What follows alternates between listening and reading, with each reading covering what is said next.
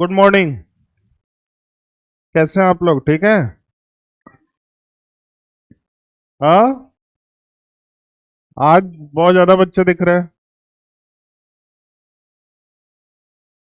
चलो बेटा, तो लास्ट लेक्चर में हमने ईएफ एंड एमएफ सीखा था। तो बेसिकली इसके लिए क्या होता है, कुछ बेसिक स्टेप होते हैं, with the help of that step you can find EF and MF. तो इसमें मैंने आपको बताया था there are two methods. First जो होता है वो बॉक्स बना के उसमें जो सबसे पहला कॉलम होता है वो एलिमेंट का होता है, फिर उसके बाद परसेंटेज, फिर रिलेटिव, फिर सिंपलेस्ट, फिर होलसम। और जो सेकंड था उसमें भी यही वाला प्रोसेस है, बस उसमें बॉक्स नहीं बनाता है।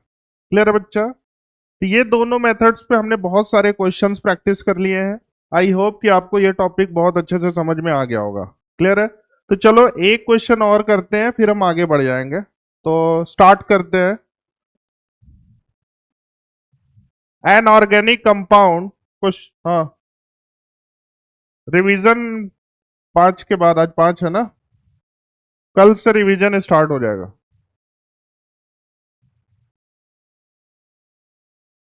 नहीं नहीं, कल से ये टॉपिक खत्म कर देते हैं। लिखिए, क्वेश्चन लिखिए। An organic compound, an organic compound,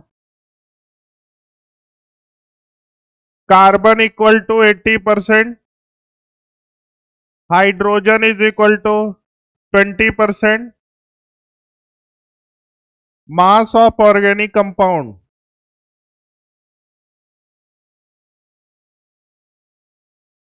फिर बातें होने लगी है। Mass of organic compound 30 gram. Find MF. Find molecular formula. देखो, बहुत सारे बच्चे अगर क्लास नहीं किए हैं तो उनके लिए लास्ट मौका है इसको सीखने का। ये बहुत इंपॉर्टेंट है स्कूल पॉइंट ऑफ व्यू से, उसके साथ साथ नीट पॉइंट ऑफ व्यू से। इसको बहुत अच्छे से देखना। कोई भी ऑर्गेनिक कंपाउंड है जिसमें कार्बन 80% है, हाइड्रोजन 20% है, मास ऑफ ऑर्गेनिक कंपाउंड 30 ग्राम है। Find MF. तो एमएफ फाइंड करने के लिए सबसे पहले आपको ईएफ फाइंड करना पड़ेगा। फिर with the help of EF and MF एक इंपॉर्टेंट रिलेशन होता है, तो उसकी हेल्प से आप एमएफ फाइंड कर सकते हो। कोई भी ऑर्गेनिक कंपाउंड है जिसमें कार्बन 80% है, हाइड्रोजन 20% है, मास ऑफ ऑर्गेनिक कंपाउंड 30 ग्राम है। आपसे पूछ रहा है फाइंड ईएफ एंड एमएफ। कुछ बच्चे पेज पलटने लगे हैं अभी भी, मतलब 10-12 क्वेश्चन करने के बाद अगर पेज पलट रहे हो तो ये बहुत बहुत बुरी बात है।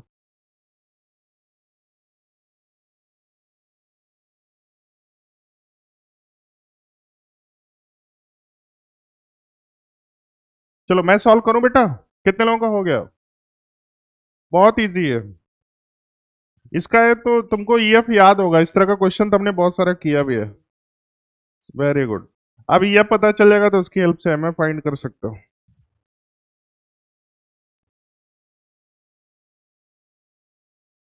पूरा स्टेप वाइज आपको सॉल्व करना है।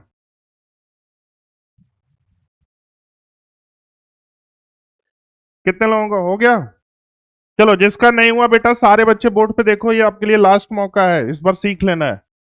तो मैं बिल्कुल स्टेप वाइज आपको समझा रहा हूं। तो सबसे पहले बेटा आपको बॉक्स बनाना है। उस बॉक्स में जो सबसे पहला कॉलम होता है, जो एलिमेंट होता है उसको, एलिमेंट के बाद नेक्स्ट जो होता है this is the percentage.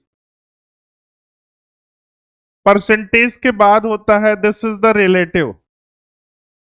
Relative के बाद जो होता है सिंपलेस्ट।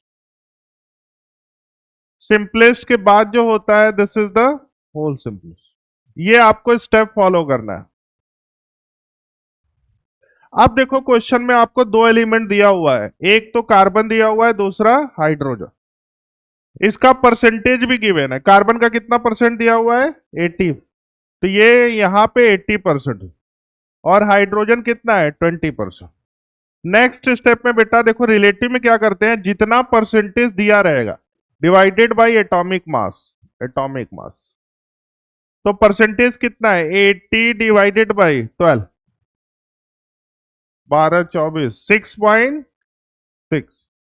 और ये वाला 20 डिवाइडेड बाई 1, तो ये कितना आ गया 20। आप उसके बाद सिंपलेस्ट में क्या करते हैं बेटा, जिसका फाइंड, जैसे इसके लिए फाइंड करना है तो 6.6 डिवाइडेड बाई स्मॉलेस्ट 6.6, तो ये कितना आ गया 1। ये 20 डिवाइडेड बाई 6.6 कितना आ गया 3.2। तो अब तुम्हारा ये, अब देखो आगे बढ़ने की जरूरत नहीं है, आगे कब बढ़ना मैंने आपको बताया था। ये अगर सपोज करो 3.4 आ गया या 3.5 आ गया तो स्मॉलेस्ट इंटीजर से मल्टीप्लाई करते हैं। तो ये देखो इसको हम लोग अप्रॉक्स में 3.2 को हम लोग क्या मान लेते हैं 3। तो तुम्हारा जो ई एफ आ गया, तो ई एफ इक्वल टू सी, ये देखो पहला step number 1 completed. Empirical formula देखो आपने सीख लिया है। Next is the molecular formula. तो मॉलिकुलर फॉर्मूला बिना एम्पेरिकल फॉर्मूला का आप नहीं कर सकते हो।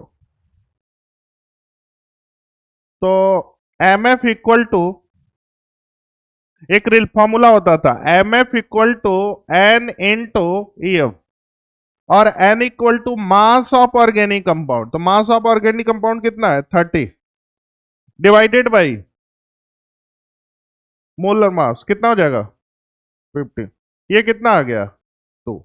अगर n की वैल्यू 2 आ गई, अब इसमें मल्टीप्लाई कर दो ई एफ में, तो M F equal to C two H 6। Done. चलो, तो इसको लिखना है तो लिख लो, नहीं तो फिर आगे बढ़ते हैं।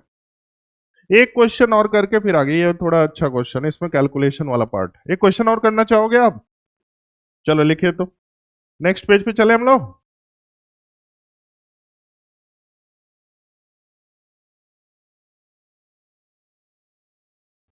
ये लास्ट क्वेश्चन है, इसमें थोड़ा सा लेंदी क्वेश्चन इसको बोल सकते हैं।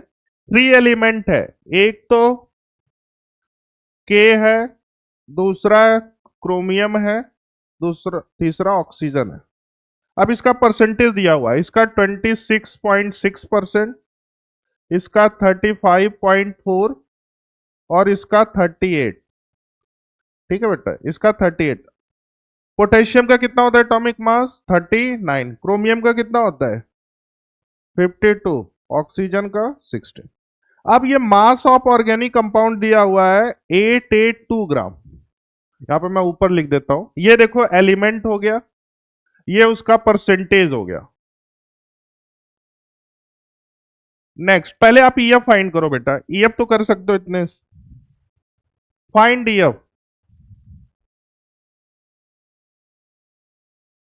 ये तुम्हारा एलिमेंट हो गया, ये उसका परसेंटेज हो गया।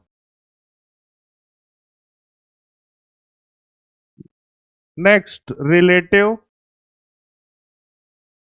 रिलेटिव के बाद सिंपलेस्ट, फिर उसके बाद होल सिंपलेस्ट।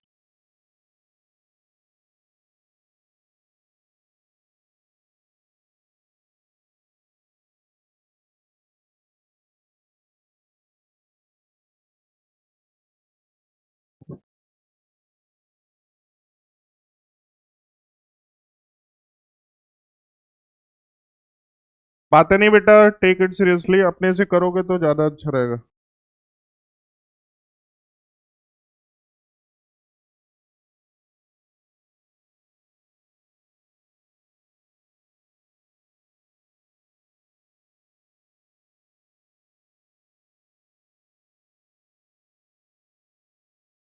कैलकुलेशन खुद से करिए। तो नेक्स्ट स्टेप में बेटा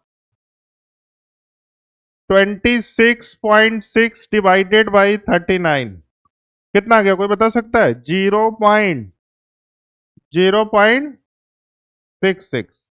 अब वही सेम चीजें इसमें करते हैं। तो ये 35.4 डिवाइडेड बाई 52, ये भी कितना आ जाएगा 66।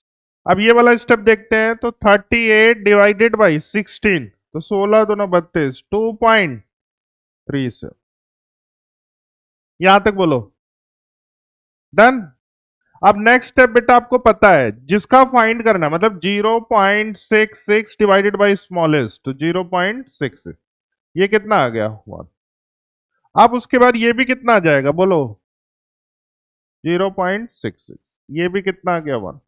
ये देखो 2.37 डिवाइडेड बाई 0.66 कितना गया, पूरा एग्जैक्ट बताओ, तुम लोग भी करो।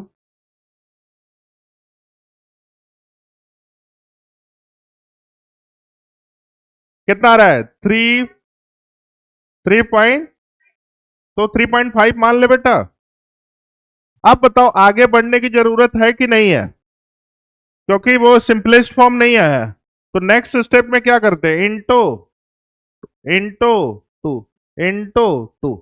तो इसके लिए क्या आ जाएगा बोलो, ये 2 आ गया, ये भी कितना आ गया 2, और ये कितना आ गया 7।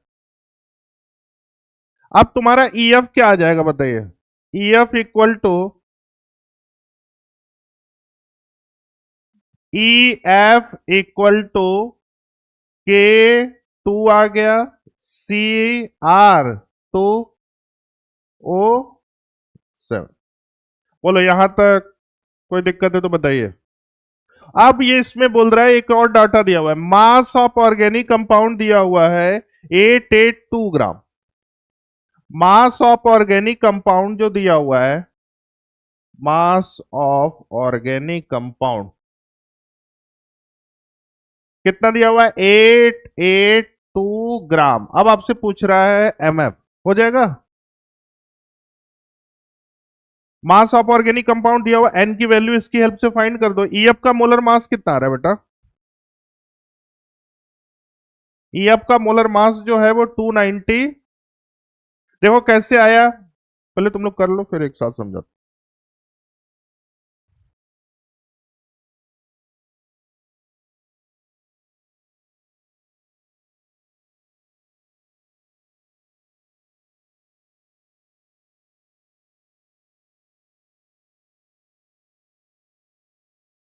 तो देखो इसको कैसे करेंगे, पोटेशियम है, पोटेशियम का होता है 39 प्लस 39 कितना आ जाएंगे 78। 78 प्लस Cr2 104 प्लस 112। अब इसको सॉल्व करोगे तो कितना आ गया टोटल, कितने 294। 294 तो तुम्हारा आ गया इसका मोलर मास। अब एन की वैल्यू देखो, मास भी दिया हुआ है 3 दिया हुआ है, n is the mass of organic compound 882 divided by EF का मोलर मास 294, 3 आ जाएगा। आप उसके बाद बहुत इजीली बता दोगे तो कितना हो जाएगा, K6 हो गया, Cr6 हो गया, O21। हाँ बेटा, इसमें कोई डाउट है तो पूछो उसको। क्लियर हो गया ना, कोई डाउट है किसी का तो पूछो जरूर से, ये कोई अच्छा क्वेश्चन है। एक बार फिर से इसको समझा देता हूं देखो बेटा, क्योंकि मैं चाहता हूं कि ये बहुत इंपॉर्टेंट टॉपिक है, हर किसी को समझ में आ जाए। तो इसमें कुछ नहीं करना है, बस आपको टेबल याद रखना है, टेबल में सीक्वेंसिंग याद रखना है। तो ये दोनों सीक्वेंसिंग क्वेश्चन में गिवन होगा, एलिमेंट परसेंटेज दिया रहेगा, ये यहां से आपको प्रोसेस करना पड़ेगा। तो इसमें स्टेप को याद कर लो, तो रिलेटिव में जितना परसेंटेज दिया रहेगा इसका मोलर मास, इसको देखो जितना परसेंटेज दिया हुआ है डिवाइडेड बाई मोलर मास, इसका जितना परसेंटेज दिया हुआ है डिवाइडेड बाई मोलर मास, ये तो तुमको रिलेटिव मिल गया। नेक्स्ट स्टेप में क्या करते हैं बेटा, सिंपलेस्ट में जिसका फाइंड करना है, मतलब इसकी जो भी वैल्यू आएगी, फिर इन तीनों में से जो सबसे छोटी संख्या रहेगी उससे डिवाइड कर दोगे। तो 0.66 है तो देखो 0.66 0.66 0.66। अब यहां पे अगर वो सिंपलेस्ट फॉर्म आ रहा है तो यहीं पे स्टॉप कर दोगे, नहीं तो होल सिंपलेस्ट में जाएंगे। तो होल सिंपलेस्ट में क्या करते हैं, सबसे स्मॉलेस्ट इंटीजर से मल्टीप्लाई करते हैं। अगर आपको ईएफ मिल जाएगा तो with the help of EF आप एमएफ फाइंड कर सकते हो। तो MF equal to N into EF, और एन का एक फॉर्मूला होता है, this is the mass of organic compound divided by molar mass. Clear है बच्चे, चलो। तो हमने इसमें बहुत सारे क्वेश्चन कर लिए हैं, ठीक है, आपको ये समझ में आ गया। अब हम नेक्स्ट टॉपिक पे जा रहे हैं, एक छोटा सा टॉपिक उसको करा देते हैं, average atomic mass. Next heading is the average atomic मास। ये आज का फर्स्ट हेडिंग है एवरेज एटॉमिक मास।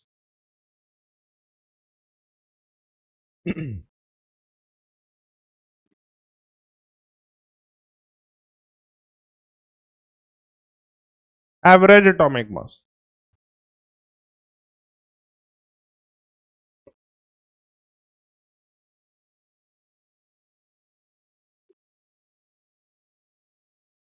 चलो अब लिखना बंद करो, इधर सुनो ध्यान से। बेटा इधर देखिए सारे बच्चे, एवरेज एटॉमिक मास का मतलब होता है मास ऑफ एटम। एवरेज का मतलब क्या होता है, अगर मैं कॉमन टर्म्स में बात करूं, बातें नहीं, इधर देखो ध्यान से सुनो, ये टॉपिक बहुत इंपॉर्टेंट है, न्यूमेरिकल पॉइंट ऑफ व्यू से बहुत सारे क्वेश्चन आते हैं। एवरेज एटॉमिक मास हर किसी को पता है, किसी भी एटम का जो मास होता है उसको एटॉमिक मास बोलते हैं। एवरेज का मतलब होता है मैक्सिमम टाइम। जैसे मैं एक दो कॉमन एग्जांपल समझाता हूं, जैसे आप क्रिकेट देखते हो तो उसमें पूछा जाता है कि एवरेज स्कोर क्या चल रहा है। तो एवरेज स्कोर कैसे डिसाइड करते हो, कि जिस स्पीड से वो मैक्सिमम टाइम बैटिंग करते हो वही तुम्हारा एवरेज स्कोर या एवरेज स्पीड हो जाता है। या फिर आप बाइक चलाते हो, तो बाइक जब चलाते हो बेटा तो आपसे पूछा जाता है कि भाई आपने जो भी ट्रेवलिंग किया है आपका एवरेज स्पीड क्या था। तो एवरेज का मतलब होता है मैक्सिमम टाइम।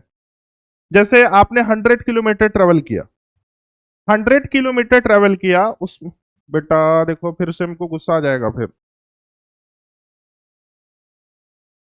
कोई डिस्ट्रैक्शन नहीं होना चाहिए पढ़ाई के समय। तो सपोज करो आपने 100 किलोमीटर ट्रेवल किया, तो 100 किलोमीटर ट्रेवल किया जिसमें से आपने क्या किया, लगभग 70 किलोमीटर 90 की स्पीड से ट्रेवल किया। आपने 100 किलोमीटर में से 70 किलोमीटर किस स्पीड से ट्रेवल किया, 80 की स्पीड से मान लेते हैं। फिर उसके बाद बाकी का 20 किलोमीटर तुमने क्या किया है, 70 की स्पीड से ट्रेवल किया। और बाकी का जो 10 किलोमीटर है वो क्या किया, 60 की स्पीड से ट्रेवल किया। तो टोटल 100 किलोमीटर हो गया। 70 किलोमीटर तुमने 80 की स्पीड से ट्रेवल किया। फिर उसके बाद बाकी का 20 किलोमीटर तुमने क्या किया, 70 की स्पीड से ट्रेवल किया। और बाकी का 10 किलोमीटर तुमने किस स्पीड से ट्रेवल किया, 60। तो आपसे पूछा जाएगा कि भाई आपकी एवरेज स्पीड क्या थी, तो मैक्सिमम टाइम तुमने किस स्पीड से ट्रेवल किया, 80 किलोमीटर। तो आपकी जो एवरेज स्पीड हो जाएगी, this is the 80 kilometre per hour. समझ में आ गया। तो सेम चीजें केमिस्ट्री में भी होता है। केमिस्ट्री में भी एवरेज का मतलब मैक्सिमम टाइम होता है। तो मैक्सिमम के लिए आपको क्या करना पड़ेगा, बहुत सारे ऑप्शन देना पड़ेगा। ऑप्शन का मतलब है, जैसे मैंने आपको 3 ऑप्शन दिया कि आपने कुछ टाइम 70 की स्पीड से भी ट्रेवल किया, कुछ टाइम 60 की स्पीड से भी ट्रेवल किया, कुछ टाइम 80 की स्पीड से। तो उसमें से जो सबसे ज्यादा था उसी को कैलकुलेट कर लिया। तो वही सेम चीजें केमिस्ट्री की भाषा में भी होती है। अगर मैं बोलूं कार्बन है, कार्बन का एवरेज मतलब एटॉमिक मास कितना होता है आप बताइए। हर कोई 12 बोल रहा है, लेकिन 12 के साथ साथ तुमको पता है 13 भी होता है, 14 भी होता है। लेकिन आप 12 क्यों बोल रहे हो, इसका रीजन क्या है, क्योंकि आप मैक्सिमम टाइम अपनी लाइफ में किसका यूज करते हो, C12 का। या फिर नेचर अबंडेंस सबसे ज्यादा किसका होता है, कार्बन 12। इसलिए आप कार्बन 12 बोल रहे हो। जहां पे भी कार्बन की बात सुनते हो तो सबसे पहले आपके मन में क्या आता है, C12। वही सेम चीज है ऑक्सीजन के केस में। ऑक्सीजन का मतलब 16 भी होता है, 17 भी होता है, 18 भी होता है।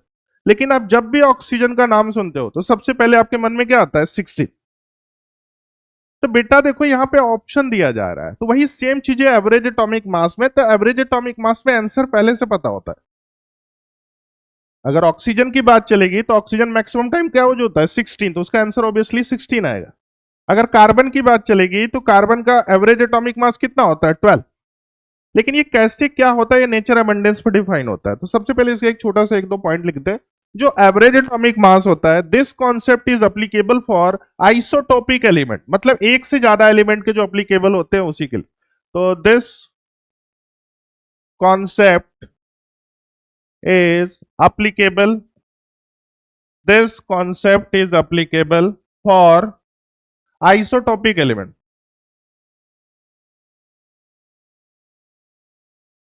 ये जो एवरेज एटॉमिक का कॉन्सेप्ट है ये आइसोटोपिक एलिमेंट्स के लिए एप्लीकेबल होता है। फिर बातें तो लोग बगल में बस भेजूंगा, ठीक है, ज्यादा दूर भी नहीं जाना पड़ेगा, सबको उधर भेज दूंगा, बस जो पढ़ने वाला रहेगा उसी को रखेंगे इस batch. Average, this concept is applicable for isotopic element. Isotopic element का मतलब जैसे एक ही एलिमेंट के जो कई सारे पार्ट होते हैं उसको आइसोटोपिक एलिमेंट्स बोलते हैं। अब उसके बाद बेटा, अब इसको फाइंड करने के लिए एक फॉर्मूला होता है, तो average atomic mass equal to A1x1 plus A2x2 plus A3x3 up to so on divided by 100। ये फॉर्मूला होता है एवरेज एटॉमिक मास फाइंड करने का। एवरेज एटॉमिक मास फाइंड करने का एक फॉर्मूला होता है, this is the A1x1 plus A2x2 plus A3x3 divided by 100। अब इसमें जो टर्म्स होते हैं बेटा, जो तुम्हारा A1 है, A2 है और A3 है, ये atomic mass of isotopic element, atomic mass of isotopic element, जो भी आइसोटोपिक एलिमेंट देगा उसका एटॉमिक मास। तो ये A1 A2 A3 हो गया। A1 A2 A3 क्या है? Atomic mass of isotopic element. अब क्या बच रहा है? X1 X2 X3, ये परसेंटेज है। X1 X2 X3 percentage of isotopic element. तो X1 हो गया आपका, फिर X2 हो गया, फिर X3 हो गया। तो ये क्या है बेटा? Percentage, percentage of isotopic element, percentage of isotopic element. ये दो चीजें यहां पे यूज होगी, एक तो A1 A2 A3 यूज होगा, तो इसको हम लोग एटॉमिक मास में काउंट करेंगे। X1 X2 है तो ये परसेंटेज में काउंट करेंगे। तो A1 X1 plus A2 X2 plus A3 X3 divided by 100।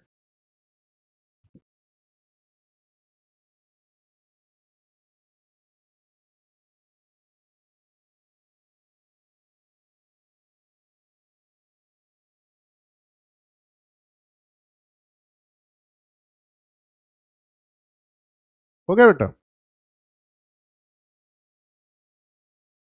तो इसमें देखो दो तरीके के क्वेश्चन मिलते हैं। पहला रहेगा कि वो परसेंटेज देगा, तो परसेंटेज देगा तो ये वाला फॉर्मूला यूज करोगे। अब दूसरा, अगर परसेंटेज नहीं देगा तो इसको कैसे करेंगे, दोनों केसेस में आपको समझाने वाला। तो case number 1, a percentage of isotopic element is given. लिख लो, case number 1, a percentage of isotopic element is given. अगर तुम्हारा जो भी एलिमेंट है उसका परसेंटेज क्वेश्चन में दिया रहेगा तो कौन सा फॉर्मूला यूज करोगे, अगर नहीं दिया रहेगा तो? लिख लिया इसको?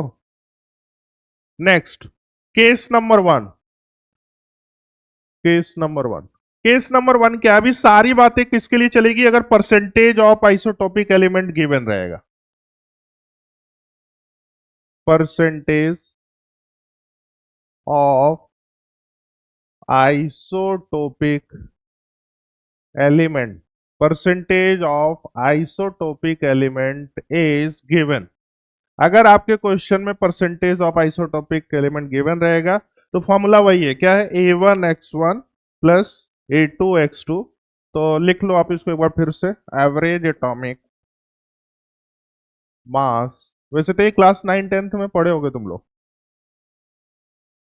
A1x1 plus A2x2 plus A3 up to so on divided by 100।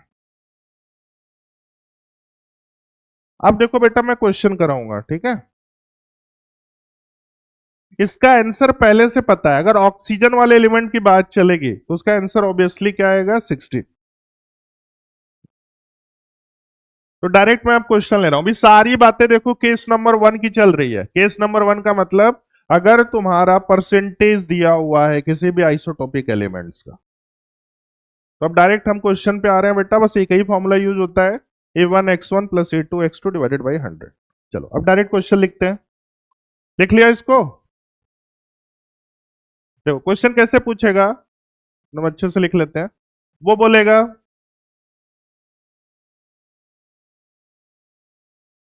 Find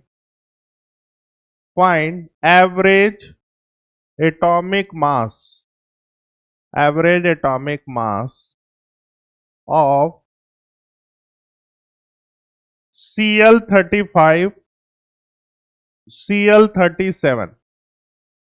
क्या बोल रहा है कि आपको Cl35 और Cl37 दो आइसोटोपिक एलिमेंट दिया हुआ है। अब इसके बाद इसका परसेंटेज भी दिया हुआ है, मतलब नेचर में जो Cl35 है ये 75% पाया जाता है और ये कितना पाया जाएगा, 25%। अब इसका एवरेज एटॉमिक मास पूछ रहा है, तो खुद से करोगे या बताऊं। A1X1 मतलब क्या हो जाएगा, 35 into 75 plus 37 into 25 divided by 100। इसका आंसर मुझे पहले से ही पता है।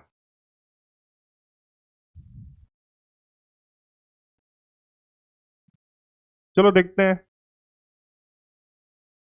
तो तुम लोग अपना करते रहो, मैं इधर बोर्ड पे कर रहा हूं।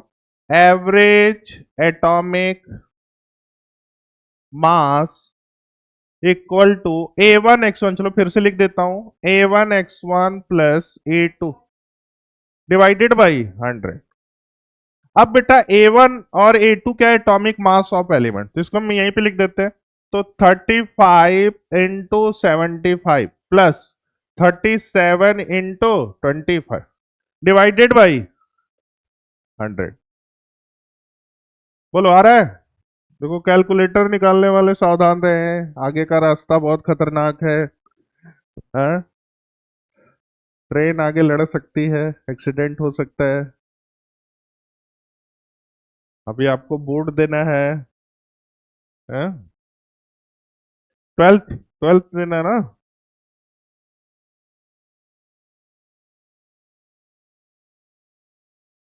कितना है बताओ, सारे बच्चों का आंसर।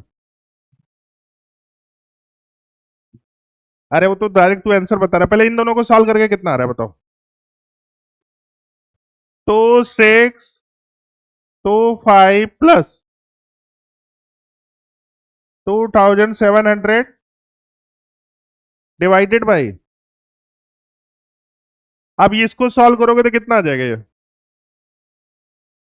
अरे गलत बोल रही है, तुम बताओ। है ये ऊपर क्या बोल रहे हो, ये वाला। ये कौन कपिल शर्मा वाला मैथ बोल रहा है।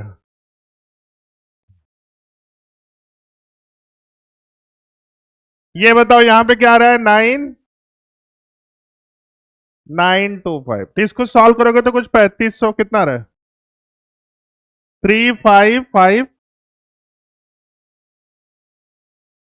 ये 5 कर लेते हो।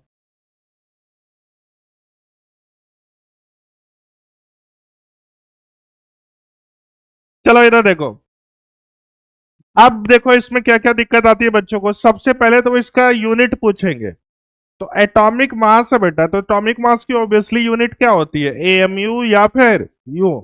तो इसका यूनिट क्या हो जाएगा, 35.5 AMU, या फिर यूनिफाइड मास भी बोल सकते। अच्छा एक बात बताओ, क्लोरीन की बात चल रही है, तो क्लोरीन के लिए मैक्सिमम टाइम कौन सा एटॉमिक मास यूज किया जाता है, 35.5। अपना आंसर भी वही आ गया कि नहीं आ गया। तो एवरेज एटॉमिक मास क्लोरीन का कितना होता है, 35.5। होने को तो 37 भी होता है, लेकिन मैक्सिमम टाइम तुम कौन सा यूज करते हो, 35.5। चलो नेक्स्ट क्वेश्चन, अब इस तरह का क्वेश्चन कर लोगे ना, एक दो क्वेश्चन लिखे तो।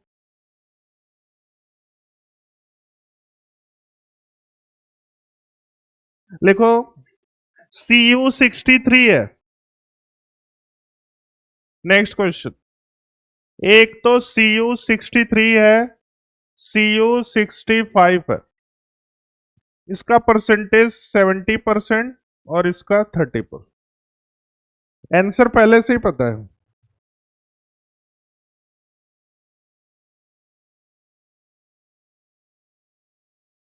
एवरेज एटॉमिक मास हो जाएगा, खुद से करिए। फाइंड एवरेज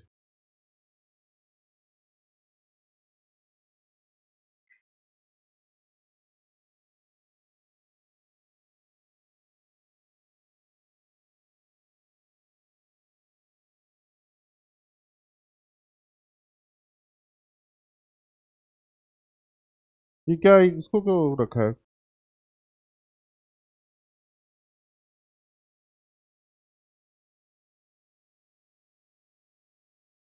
63 पॉइंट आंसर दिया हुआ है। 6 बिल्कुल 100% सही है तुम्हारा। तो देखो, average atomic mass equal to 63 into 70 plus 65 into 30 divided by 100। तो इसको सॉल्व करोगे तो ये 63.6 यूनिट क्या हो जाएगा, एम। नेक्स्ट क्वेश्चन, एक दो क्वेश्चन और कर। अब ये सारी बातें किसके लिए चल रही है, अगर परसेंटेज दिया रहेगा नेक्स्ट केस में मैं वो भी बताऊंगा परसेंटेज। क्या बोले? ये गुणा भाग आपको खुद से करना पड़ेगा, समझ रहे हो ना?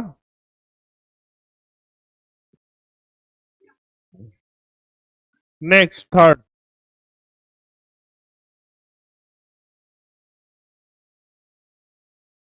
आप देखो, एक X30 दिया हुआ है और ये X32 दिया हुआ। इसका परसेंट 90% है और इसका 10%।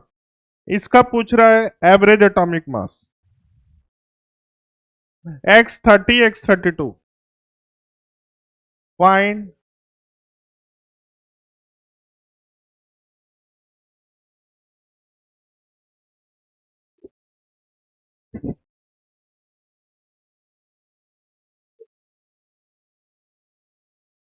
30.2 सही है।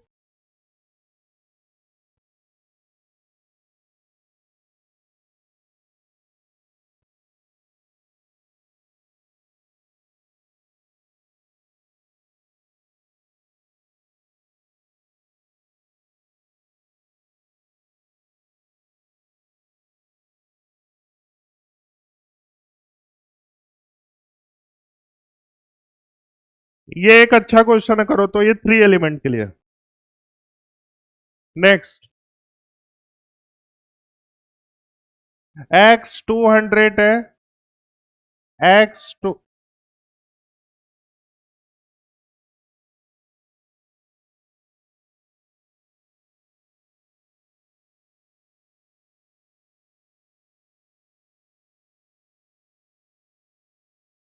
फाइंड एवरेज एटॉमिक मास, 3 एलिमेंट है।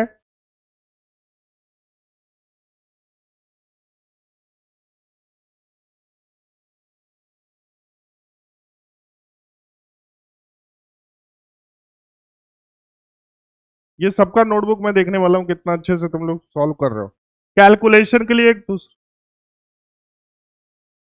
बहुत फास्ट कर रहा है यार, तो कितना रहा आंसर?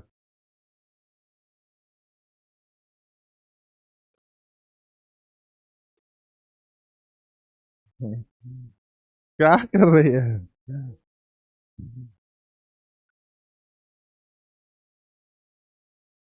तो तुम लोग को स्टार्टिंग में तो बेसिक मैथ्स पढ़ाया गया होगा।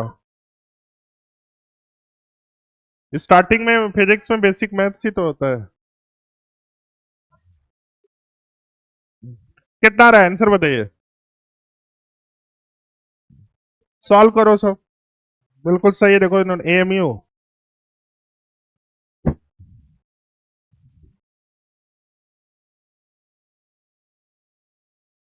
कितना रहा बेटा?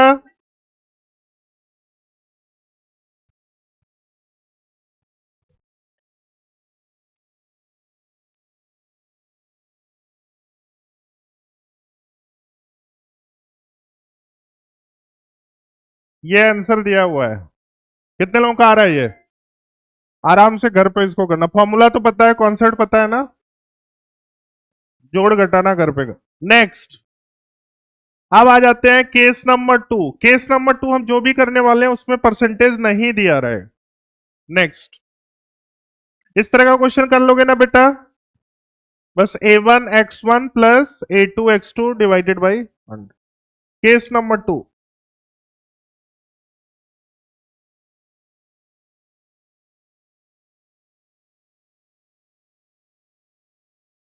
क्या हुआ बेटा?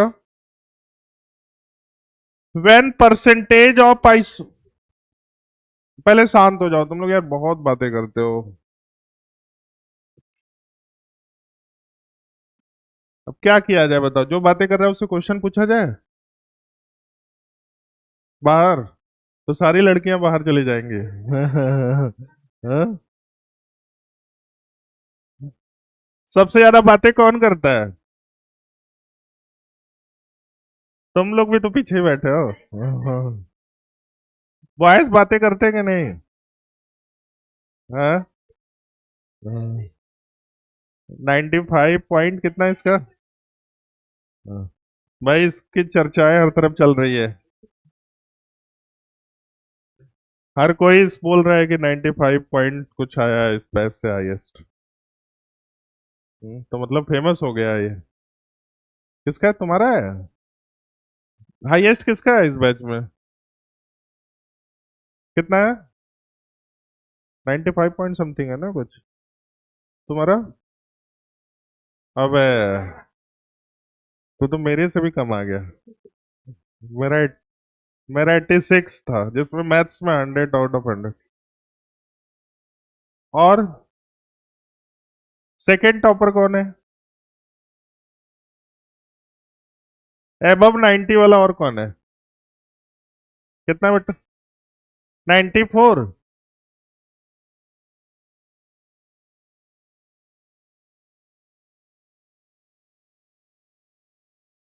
हाँ। हाँ, हाँ ये इसका।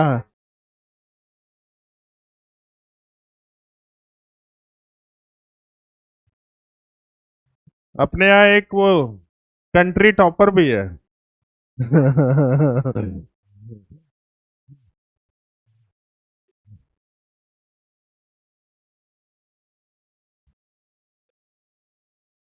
चलो बेटा आ जाओ।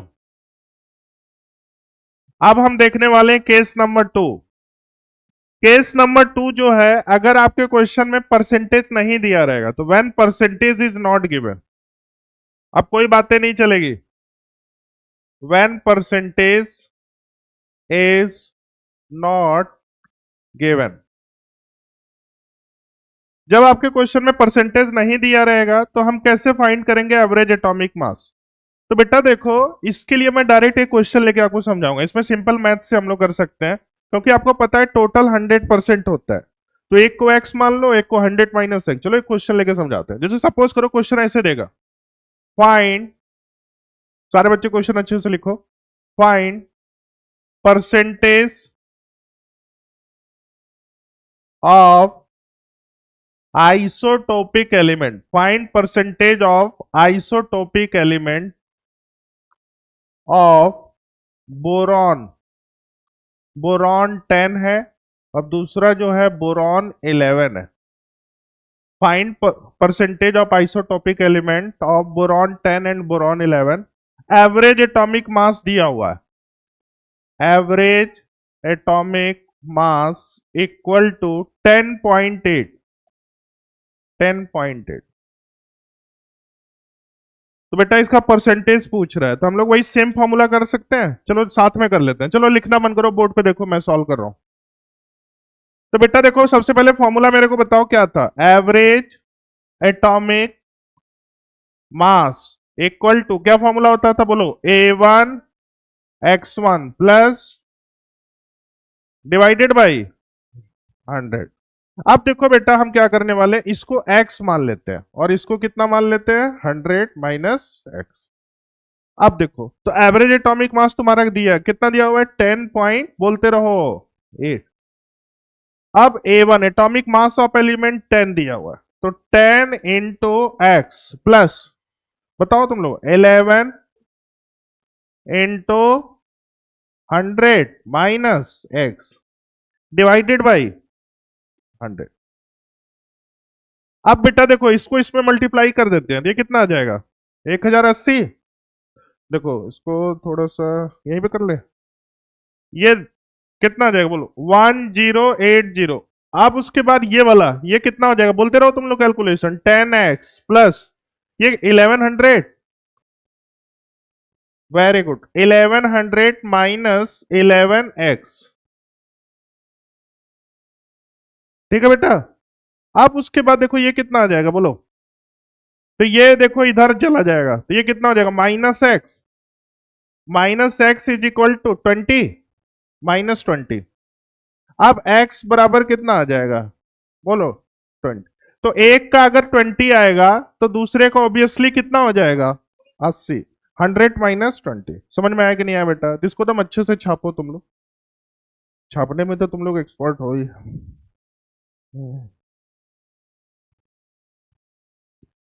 जेई और नीट में यही डिफरेंस होता है, वो सब अपना दिमाग लगाते हैं और तुम लोग क्या है।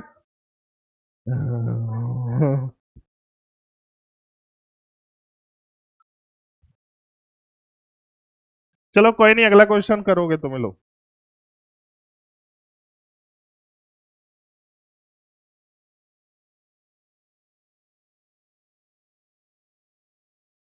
जो का कैलकुलेशन नहीं हुआ।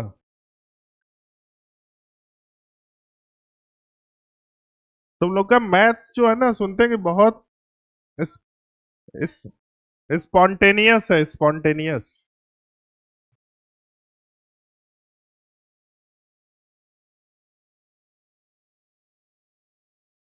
अच्छा डिसीजन लिए होगे तुम, इधर आ गए हैं। नहीं तो जेई।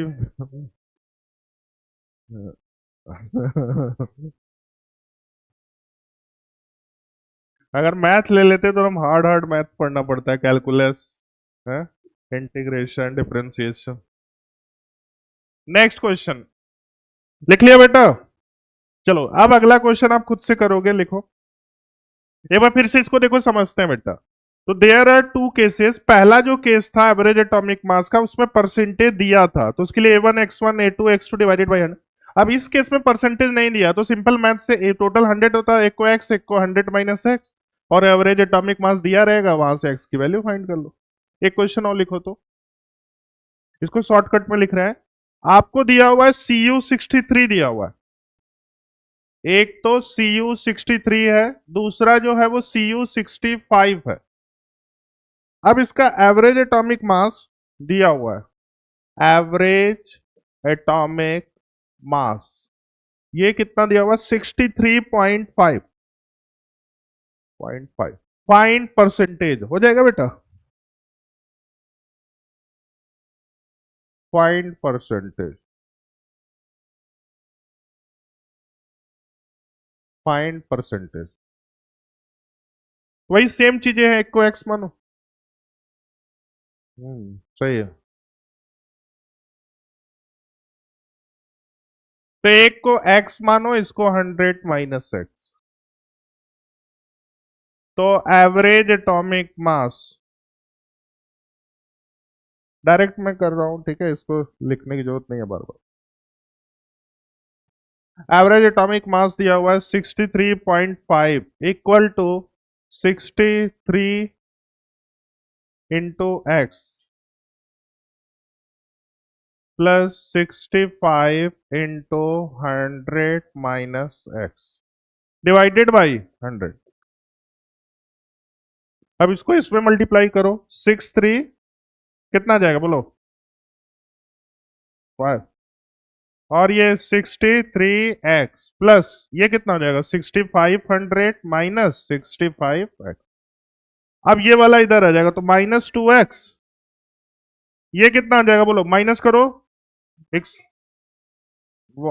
-150। तो x की वैल्यू, तो दूसरे की वैल्यू ऑब्वियसली 25%। 25% हो गया। नहीं आया समझ में? इस तरह के बहुत सारे क्वेश्चन आते हैं बेटा। एक क्वेश्चन और लिखो।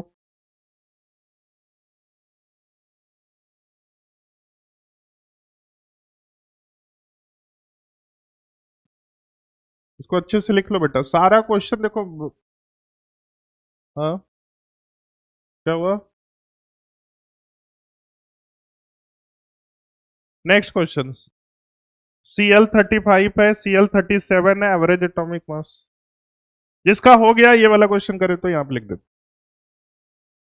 एक तो Cl35 है, दूसरा एलिमेंट है Cl37। अब इसका एवरेज एटॉमिक मास दिया हुआ है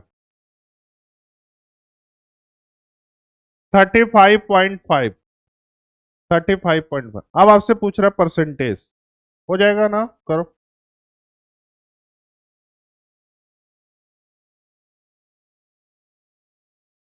परसेंट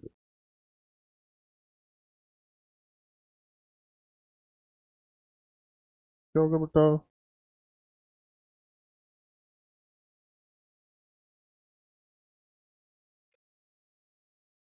अच्छा एक बात बताओ, Cl का जो हमने परसेंटेज, नेचर अबंडेंस कितना होता है? 75%। नेचर में कितना परसेंट पाया जाता है Cl35? 75।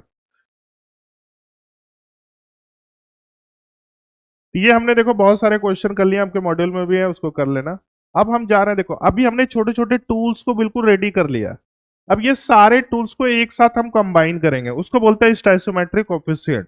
तो मेन तुम्हारा केमिस्ट्री का चैप्टर यहां से स्टार्ट होगा, दिस इज द स्टाइसोमेट्रिक कोफिशिएंट। अभी हमने क्या पढ़ा है? छोटे छोटे टूल्स को, छोटे छोटे फॉर्मूले को। अब ये सारा फॉर्मूला एक साथ रिएक्शन के रिस्पेक्ट में हम लोग देखेंगे, क्लियर है? कल से हम लोग क्या वही एटॉमिक पे आ जाएंगे ना?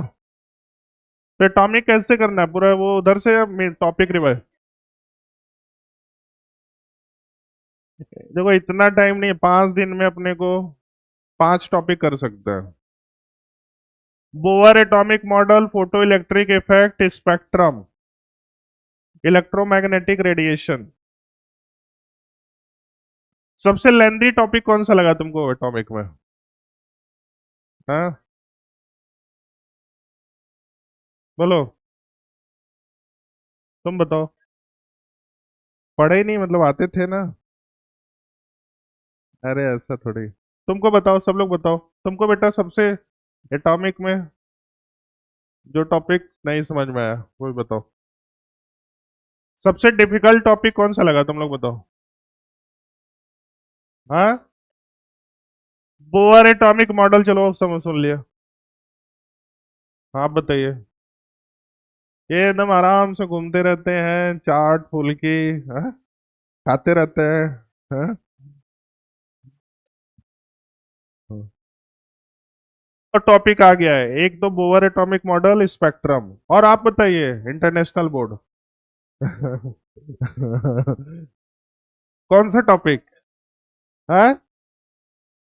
Photo electric effect. 3 टॉपिक आ गया है, 3 दिन का हो गया, और बताइए। हाँ, हाँ।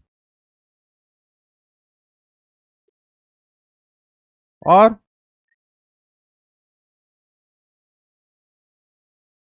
इंट्रोडक्शन में तेरे को ये सब तो आता होगा, सब atomic particle, discovery of electron कैसे हुआ, प्रोटॉन कैसे हुआ, उस पे क्वेश्चन तो नहीं आते हैं।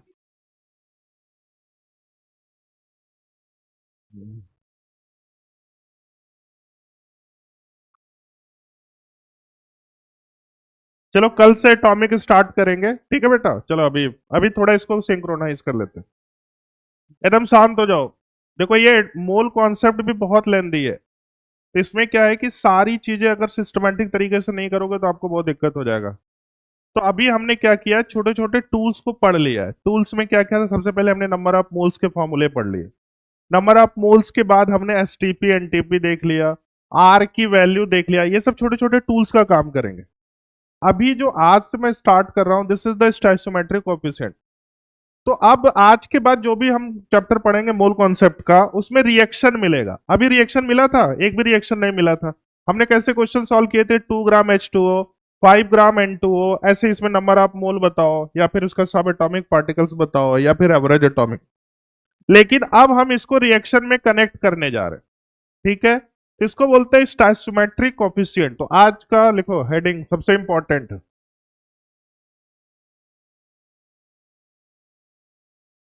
कोफिशिएंट। स्टैचोमेट्रिक को भी देखो, बातें नहीं चलेगी अब, एकदम सारे बच्चे टेक इट सीरियसली।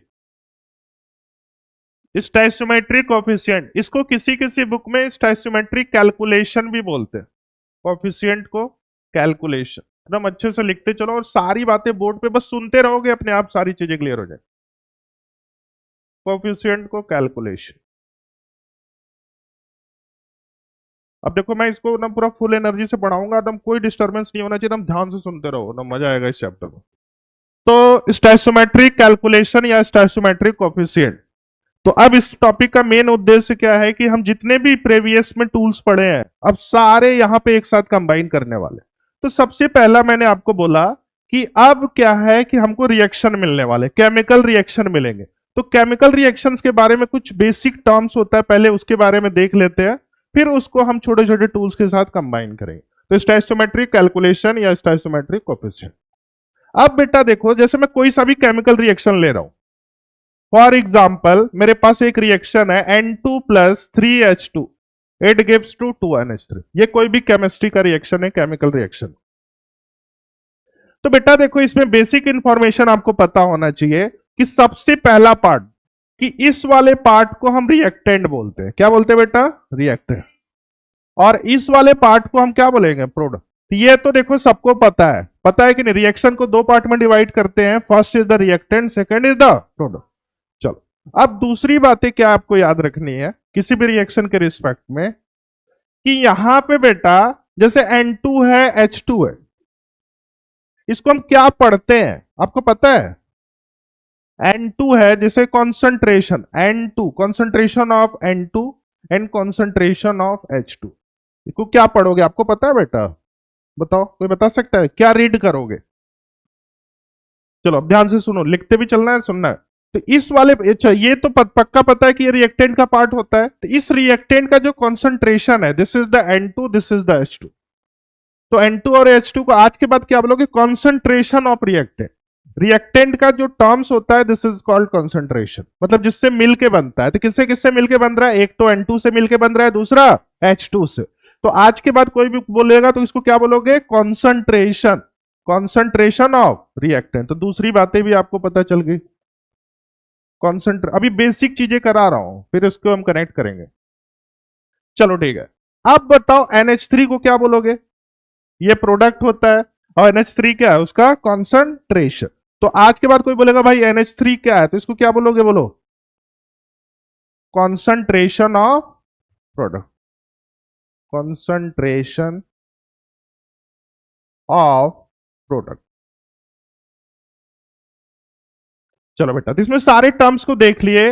अब यहां पे देखो एक चीज नई मिल रही है, दिस इज द 3, ये वाले, ये मिल रहा है नया, और ये मिल रहा है। इसको क्या पढ़ोगे? किसी को पता है इसको क्या बोलते हैं? Very good.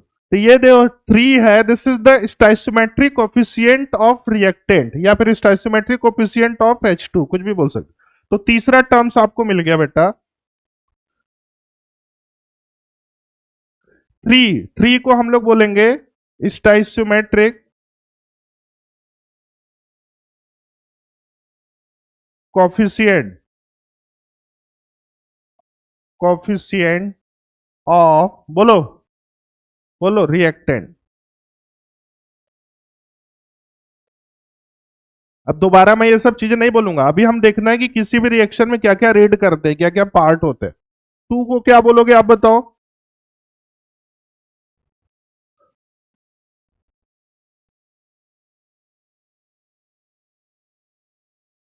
स्टोइकोमेट्रिक कोएफिशिएंट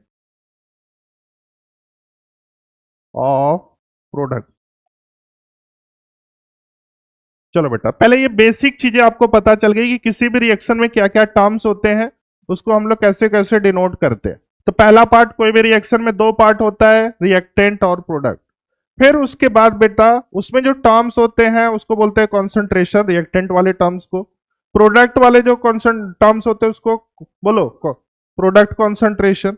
अब उसके बाद जो नंबर डिफाइन होते हैं, दिस इज द, अगर रिएक्टेंट साइड है तो कोफिशिएंट ऑफ रिएक्टेंट, अगर प्रोडक्ट साइड है तो कोफिशिएंट ऑफ प्रोडक्ट। तो इसको लिखो एकदम बढ़िया से।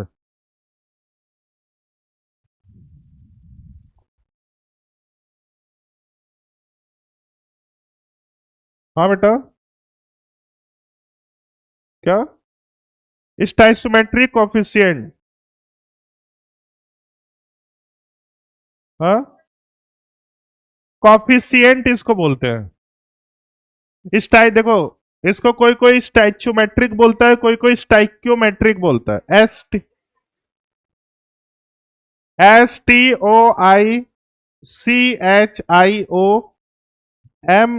मैट्रिक। स्टाइसोमेट्रिक मैंने मेट्रिक लिख दिया, स्टाइसोमेट्रिक। अरे भाई नाम में कुछ नहीं रखा है, जैसे इसका नाम क्या है बेटा, क्या नाम है, क्या नाम है आपका? हाँ, आनंद। अब इसको गंगाराम बोल देगा तो क्या दिक्कत है? इसको सुंदरलाल बोल देगा तो क्या दिक्कत है? हाँ?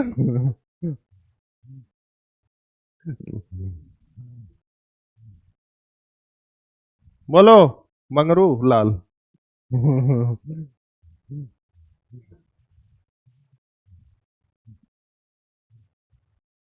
सर बस आप बॉयज का नाम रखते हैं, गर्ल्स का नाम क्यों नहीं रखते हैं? इन लोगों का क्या क्या नाम होता है बेटा?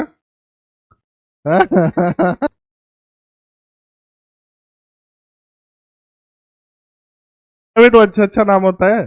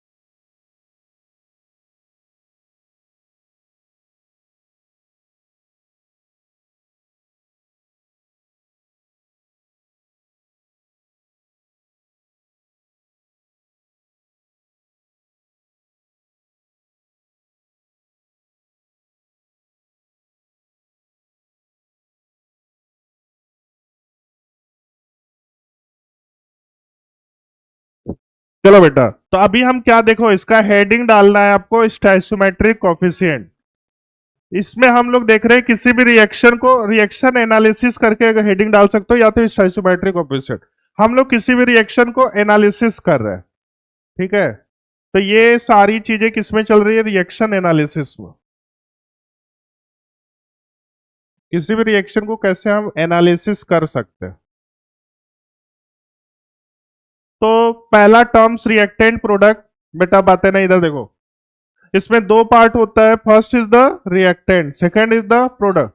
अब बेटा इसमें जो रिएक्टेंट जिससे मिलके बनता है, दिस इज द कॉन्सेंट्रेशन। इसमें देखो एक और बार बता रहा हूं, कॉन्सेंट्रेशन टर्म्स को हमेशा स्क्वायर ब्रैकेट से रिप्रेजेंट किया जाता है, ये हमेशा याद रखना।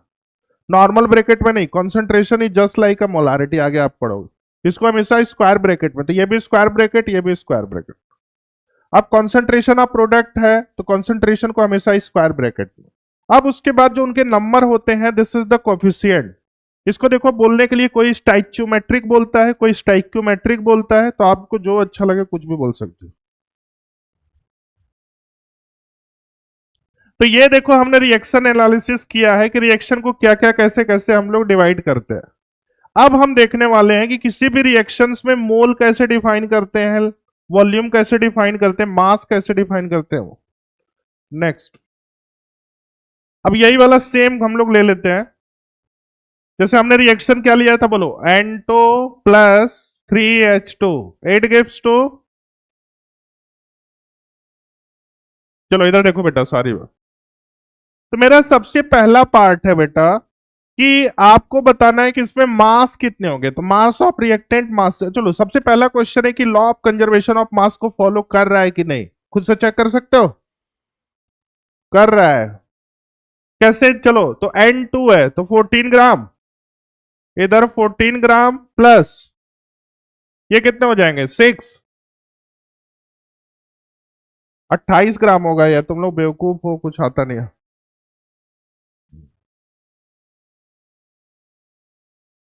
ये बताओ कितना हो जाएगा, NH3 17, 34 ग्राम। तो कितना हो जाएगा टोटल मास? तो दोनों में mass, mass of reactant is equal to mass of product. तो टोटल दोनों का चलो ये law of conservation of mass को फॉलो कर रहा है। तो ये 34 ग्राम, ये पहला पार्ट हो गया। देखो बहुत इसमें सारी चीजें मैं अलग अलग चीजें ऐड करने वाला हूं। तो पहला हमने किसी भी रिएक्शन का मास डिफाइन कर लिया बेटा, बोलो। अब दूसरा हम डिफाइन करने वाले हैं मोल। तो देखो मोल कैसे किसी रिएक्शन के रिस्पेक्ट में डिवाइड करते हैं। यहां पे ये कितनी बार है, N2 एक मॉलिक्यूल है, वो कितनी बार है, एक बार है। तो इसमें मोल कितना हो जाएगा, A1 मोल। और वही सेम चीज है इसके लिए, यहां पे H2 कितनी बार है, दो बार है कि तीन बार है, तो कितने मोल हो जाएंगे। अब यहां पे कितने बार है NH3, दो। मतलब जितनी बार तुम्हारा मॉलिक्यूल या कंपाउंड प्रेजेंट होते हैं उतने उसमें क्या हो जाते हैं, नंबर ऑफ मोल।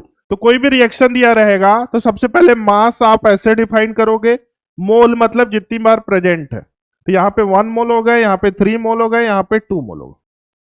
अब उसके बाद मोल और स्टाइसोमेट्रिक कोफिशिएंट दोनों सेम होता है, स्टाइसोमेट्रिक कोफिशिएंट SC। अब बताओ इसमें कितनी बार प्रेजेंट है, 1। तो यहाँ पे 1। अब यहाँ पे कितना हो जाएगा, 3, और ये कितना हो जाएगा, 2। अभी 3 टर्म्स डिफाइन किया कि किसी भी रिएक्शन में मास कैसे डिफाइन करते हैं, मोल कैसे डिफाइन करते हैं, कोफिशिएंट कैसे डिफाइन करते हैं। अब उसके बाद जो नेक्स्ट है वॉल्यूम। वॉल्यूम, तो वॉल्यूम देखो यहाँ पे जितने लीटर, पहले लीटर में देखते हैं, यहाँ पे कितने लीटर हैं, मतलब जितनी बार प्रेजेंट रहेगा उतने ही उसमें हो जाएगा वॉल्यूम। तो 1 लीटर हो जाएगा। और यहां पे कितने हो जाएंगे, 3 लीटर। और यहां पे 2 लीटर। अब 1 लीटर जो होता है 22.4 के बराबर होता है। ये देखो यहाँ पे मैं टर्म्स लिख देता हूं। तो अभी हमने वॉल्यूम देखा है विथ रिस्पेक्ट टू लीटर, यहाँ पे वॉल्यूम हमने देखा है लीटर के टर्म्स में। अब हम देखने वाले हैं वॉल्यूम STP। और तो 1 लीटर का मतलब होता है 1 लीटर मतलब 22.4। तो यहां पे कितना हो जाए, 1 × 22.4। ये कितने हो जाएंगे बोलो, 22.4। अब यहां पे कितने हो जाएंगे, 3 × 67.12।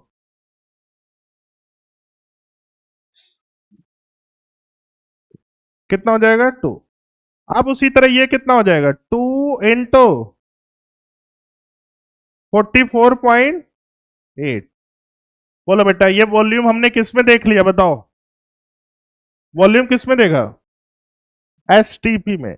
अब हम देखने वाले, अगर वॉल्यूम ml में पूछ देगा तो खुद से बता सकते हो। अगर 1 लीटर है तो 1 लीटर का मतलब 1000 ml।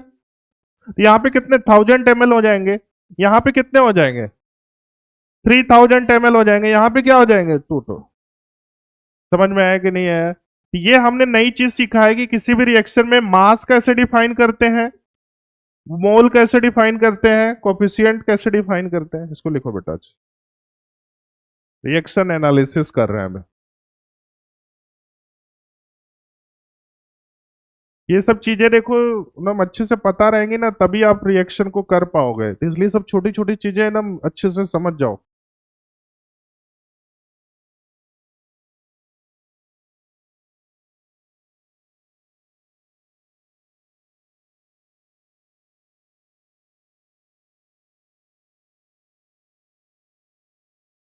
क्या हो गया, बहुत हंस रही है, हैं? क्या हुआ, वो कुछ बोल रही है।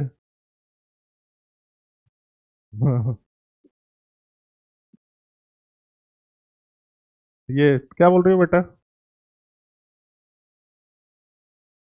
नहीं तुम्हारे पीछे। बहुत इंटेलिजेंट है वो, पूरा एक ही क्वेश्चन खुद से सॉल्व कर लेती है, नोटबुक बिल्कुल प्रॉपर। और एक चैप्टर अब मेरे से आगे रहती है वो। अभी हम लोग मोल पढ़ रहे हैं ना, तो वो पीरियोडिक पढ़ रही होगी।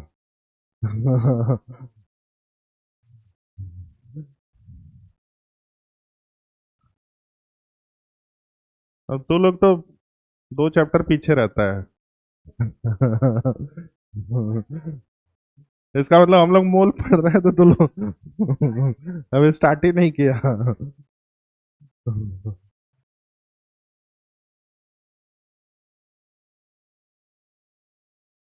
एक ये लड़का भी बहुत अच्छा करेगा लाइफ में, ये बहुत अच्छा करोगे तुम बेटा। कौन? लड्डू गोपाल क्या बोल रहा है? हाँ। नहीं वो सीरियस, देखो हम एक दो बच्चों को मैंने देख रखा है कि वो अच्छा करेंगे।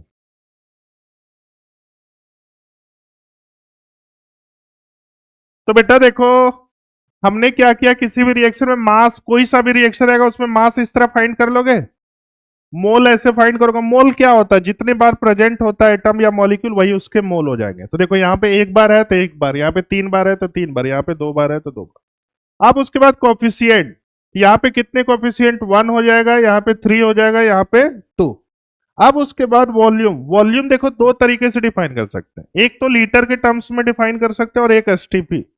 तो एक litre, one mole of gas at STP equal to 22.4 होता है।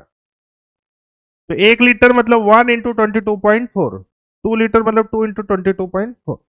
चलो बेटा, तो एक मैं और रिएक्शन दे रहा हूं, ये सारी चीजें आपको खुद से लिखना है, खुद से लिख के मेरे को दिखाओ तो।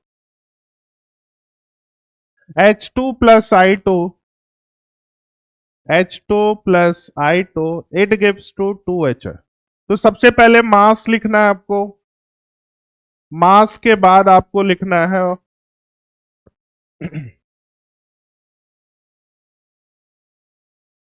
क्या बोल रहा है,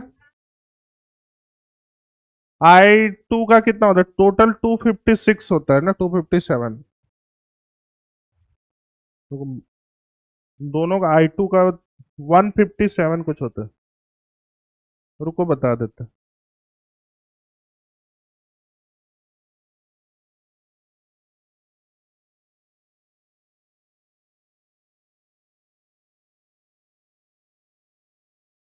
127 ले लेना। हाँ एक का 127।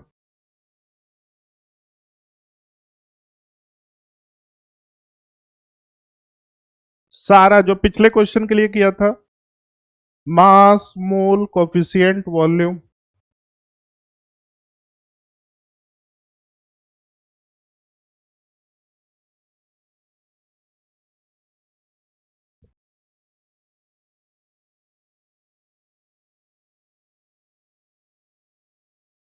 अच्छा बताओ, law of conservation of mass को फॉलो कर रहा है कि नहीं कर रहा है?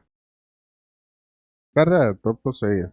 मैंने बोला था जितने भी 99.99% रिएक्शन किसको फॉलो करते हैं, लॉ ऑफ कंजर्वेशन ऑफ मास। तो किसी भी रिएक्शन के लिए मास कैसे फाइंड करोगे आपको पता चल गया, मास ऑफ एलिमेंट या मास ऑफ। तो इसमें कितने 2 ग्राम हो गए, और ये कितना हो गया, तो 54 ग्राम। और इधर कितना हो जाएगा, 256 ग्राम। पहला बोलो हर किसी का सही होगा। दूसरा मोल, तुम लोग बताओ कितनी बार प्रेजेंट है, तो 1 मोल हो जाएगा। यहां पे बताओ, वेरी गुड, ये बताओ 2 मोल। अब उसके बाद देखो इस कोफिशिएंट कितने हो जाएंगे, 1, और ये 2। अब वॉल्यूम बताओ, 1 लीटर, और ये कितना हो जाएगा, और ये 2 लीटर। अच्छा बेटा, यहां से मेरे को एक नई चीज सीखने को मिल गई। मैं इसको ऐसे लिख सकता हूं, तुम लोग बताना, अगर स्टेटमेंट दे दो। मैं बोल रहा हूं कि मोल बराबर स्टोइचियोमेट्रिक कोफिशिएंट बराबर वॉल्यूम इन लीटर। बोलो बेटा ये स्टेटमेंट सही है क्या? देख लो, मतलब जितना मोल होता है उतना कोफिशिएंट होता है उतना वॉल्यूम। वॉल्यूम कौन सा, लीटर वाला। तो चलो एक बार वेरीफाई करते हैं, सेम आ रहा है क्या? मोल मोल, मोल कोफिशिएंट और वॉल्यूम, मोल कोफिशिएंट वॉल्यूम, मोल कोफिशिएंट दोनों सेम आ रहा है, तीन दो चीजें। तो एक बहुत अच्छी बात पता चल गई, इसको लिख लो नोट डाल के।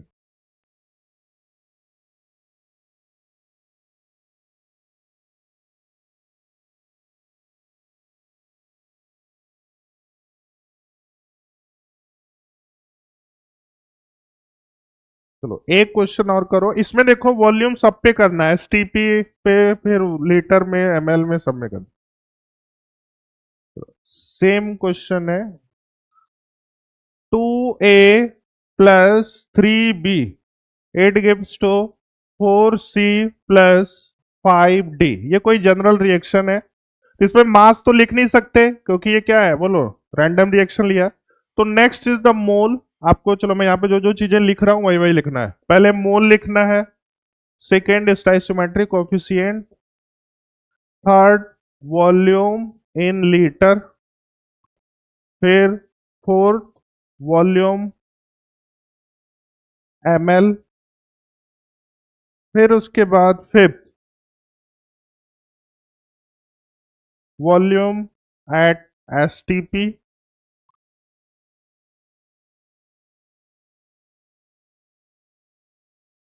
फिर उसके बाद नंबर ऑफ मॉलिक्यूल।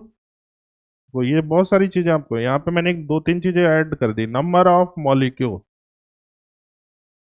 अब उसके बाद नंबर ऑफ एटम भी ऐड कर लो।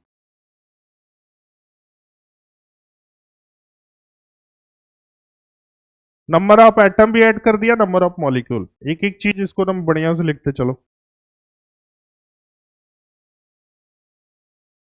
तो अभी हम क्या सीख रहे हैं, किसी भी रिएक्शन को कैसे एनालिसिस करते हैं, वो सारी चीजें आपको सिखा रहा हूं।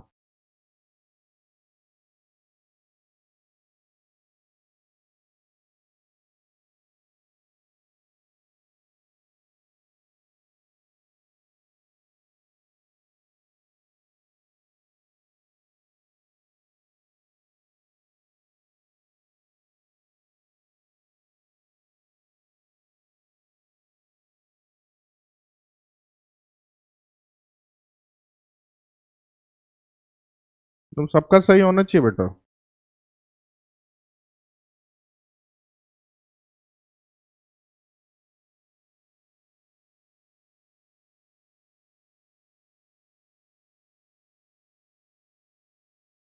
हो गया? कितने लोगों का हो गया? जल्दी करो ये। जो नहीं समझ में आया वो मेरे को हैंड रेस करेगा, मैं समझा दूंगा आके। वेरी गुड, देखो इसने एकदम अच्छा किया है। Number of atom mole into Na, number of molecule mole into Na into atomicity.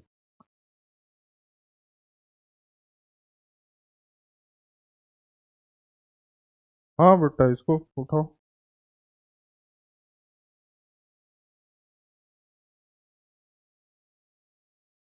कुछ बच्चे बस वो सोने के लिए आते हैं। मैं किसका नाम सबसे पहले आएगा? हाँ, बोलो बेटा। हाँ, तब मोल का मतलब वही हो गया ना। 1 मोल ऑफ, हाँ, 1 mole of gas at STP 22.4। नहीं नहीं, एक्चुअली क्या है कि वो जितना मोल रहेगा उतना तुम्हारा लीटर भी हो जाएगा, तो वही हो गया, इसलिए वो 22.4 हमने कर दिया। 1 mole of gas at STP equal to 22.4। कौन कौन सा बोल रहे हो?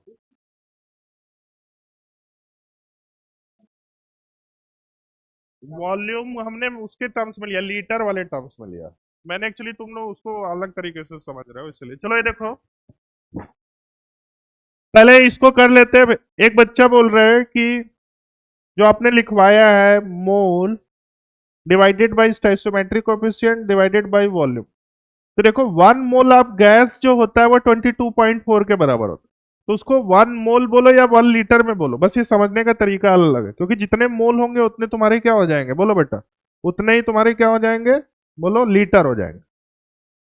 तो वो डिपेंड करता है कि किस टर्म्स में है। मैं बस आपको इस टर्म्स में सोचने के लिए बोला हूँ। क्लियर है कि जितना भी देखो, जितने भी क्वेश्चन सॉल्व करोगे ये तीनों टर्म्स एक ही आएंगे। चलो देखते हैं। अब वो फॉर्मूला वाला अगर करोगे तो उसमें अलग आ जाएंगे। तो बताओ यहाँ पे मोल कितने हो जाएंगे, बताइए। तुम लोग बोलो। 2, 3, 4। ये पहला पार्ट हो गया। सबका सही है? इसमें कोफिशिएंट बताइए। तो 3, 5। वॉल्यूम कितना है? 2। अब 3, 5। अब यहां बोलो वॉल्यूम ml में है बेटा। तो 2000,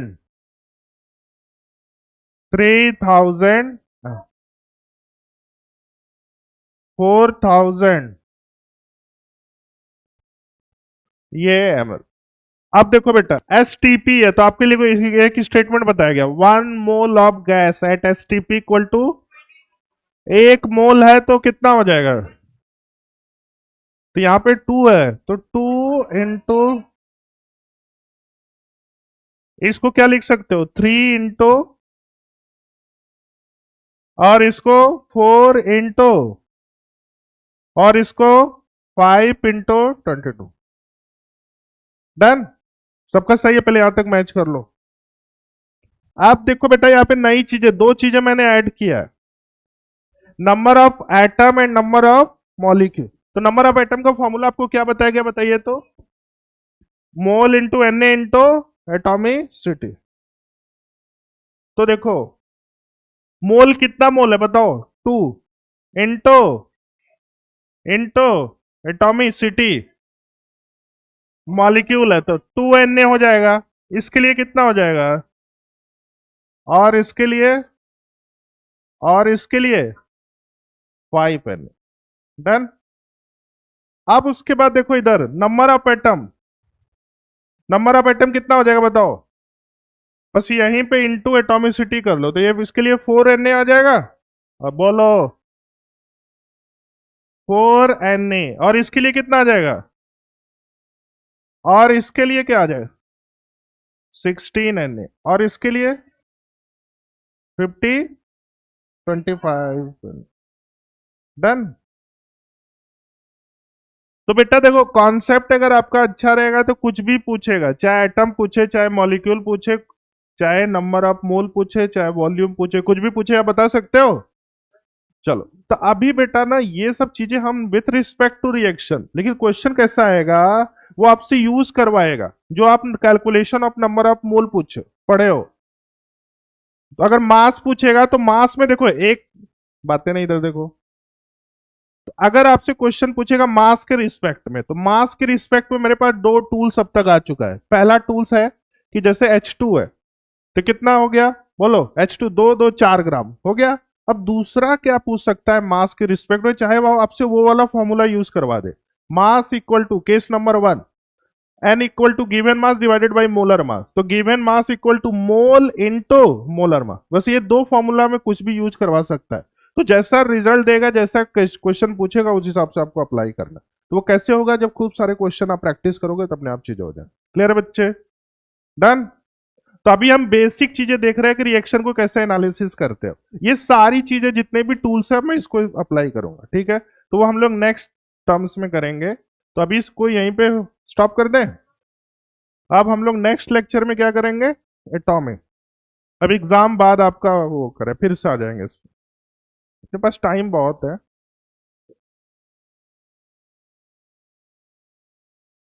क्या हुआ, फेवरेट टॉपिक था, अभी तुझे क्वेश्चन अभी तू कर ही नहीं है ना, अभी बहुत अच्छे, ये बहुत लेंदी टॉपिक होता है। अभी देखो इसमें इतने सारे क्वेश्चन बनेंगे आगे चल के, मेन चैप्टर तो तुम्हारा यहां से स्टार्ट हो रहा है।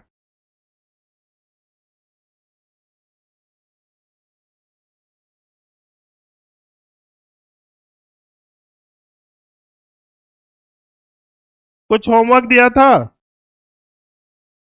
हाँ।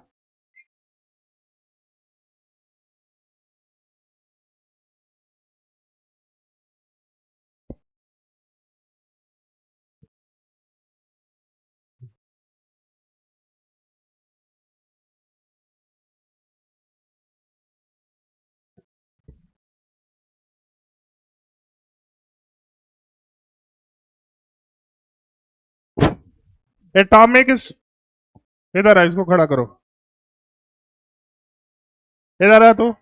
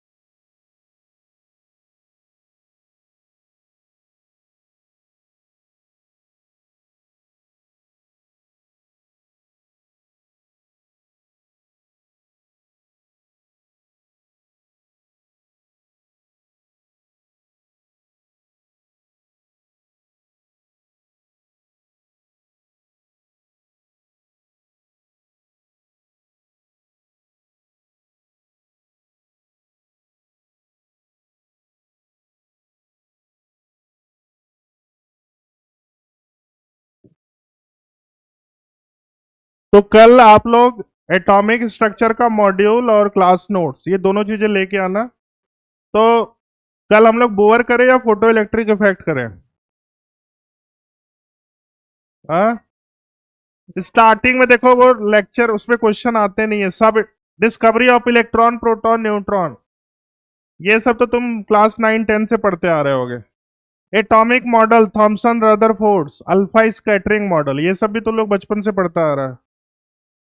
और कौन सी क्लास से पढ़े बताओ?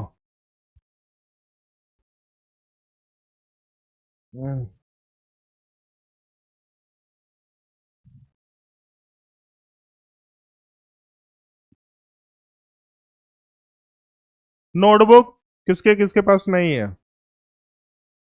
मैंने बोला है कि हमेशा मेरी क्लास में क्या क्या होना चाहिए, मॉड्यूल होना चाहिए, होमवर्क कॉपी होना चाहिए, क्लास नोट्स होना चाहिए।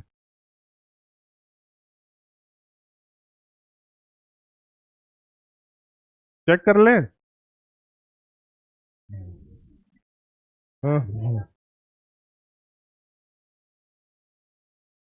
चला एक तरफ अभी। हाँ, क्या हुआ? कौन सा बुक? हाँ, मैं लिखा, मैंने बुक लिखा है। अरे वो मेरी थोड़ी है।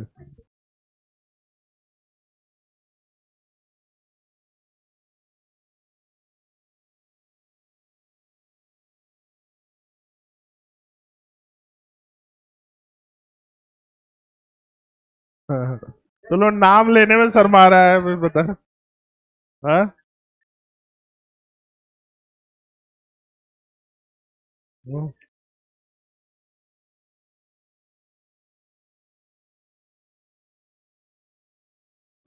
तो लोग रिसर्च करता रहता है ना।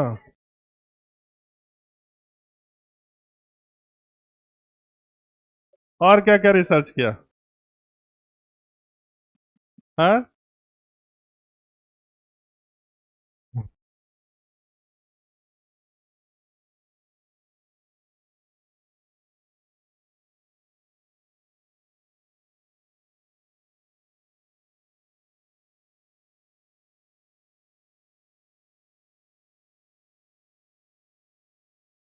हो गए तुम लोग ना मतलब।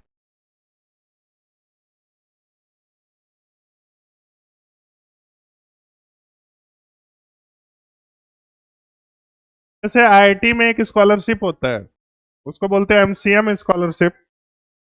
तो उसमें क्या है बेटा कि सारे बच्चों को स्कॉलरशिप गवर्नमेंट देती है, तो पैसा आता रहता है हर साल।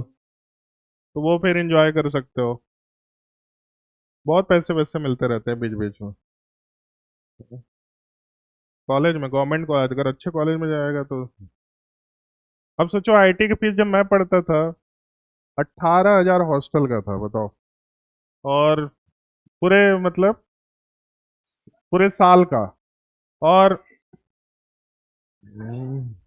अभी लेकिन उन्होंने 3 टाइम्स बढ़ा दिया है, 3 4 टाइम्स बढ़ा दिया।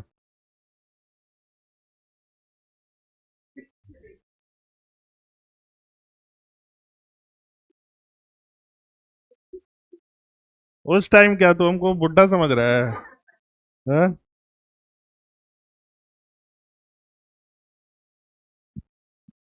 45,000 था पर सेमेस्टर फीस। अभी वो हो गया है लगभग 2 लाख के आसपास, 2 2.5 लाख।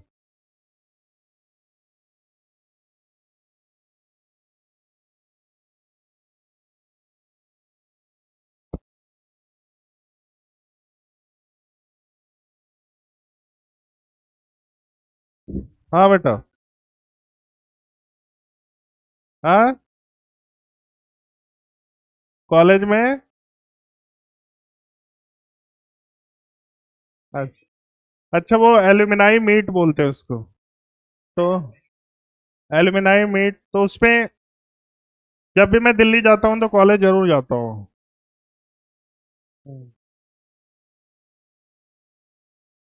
और हम लोग का एलुमनाई मीट इतना स्ट्रांग है ना कि सब बड़े बड़े जगह खूब पैसा कमा रहे हैं, तो मतलब क्या मिलेंगे, सब अपनी लाइफ में बिजी है। हाँ।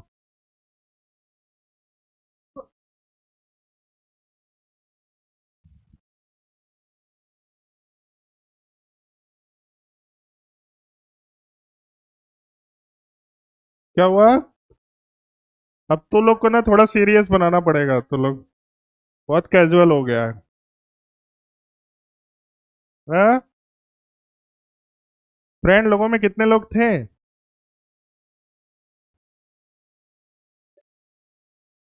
अब काउंट करना पड़ेगा वो।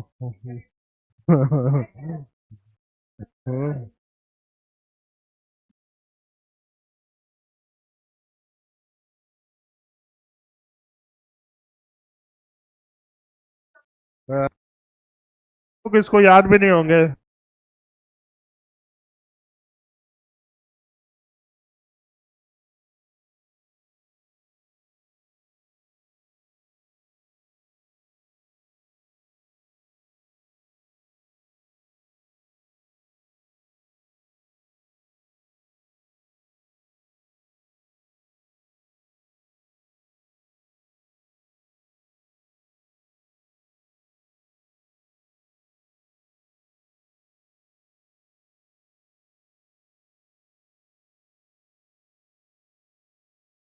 हाँ, अच्छा करेगा। और कौन? एक दो बच्चे मिले हैं कि जो अच्छा करेंगे। ये लड़का भी अच्छा करेगा। और ये जो जितने शांत रहते हैं, सीरियस रहते हैं, वो सब ये भी अच्छा करेगा। परसेंटेज को काउंट ही मैं नहीं करता। ये नहीं है कि ये नहीं कि तू 95 लाया तो इसका मतलब तू आगे भी अच्छा करेगा। ऐसा नहीं है। ये कंटिन्यूअसली हार्ड वर्किंग का काम है। मतलब आप अगर अच्छे से पढ़ते रहोगे तभी अच्छा कर पाओगे। चलो ठीक है बेटा, तो कल मिलते हैं हम लोग एटॉमिक स्ट्रक्चर के साथ।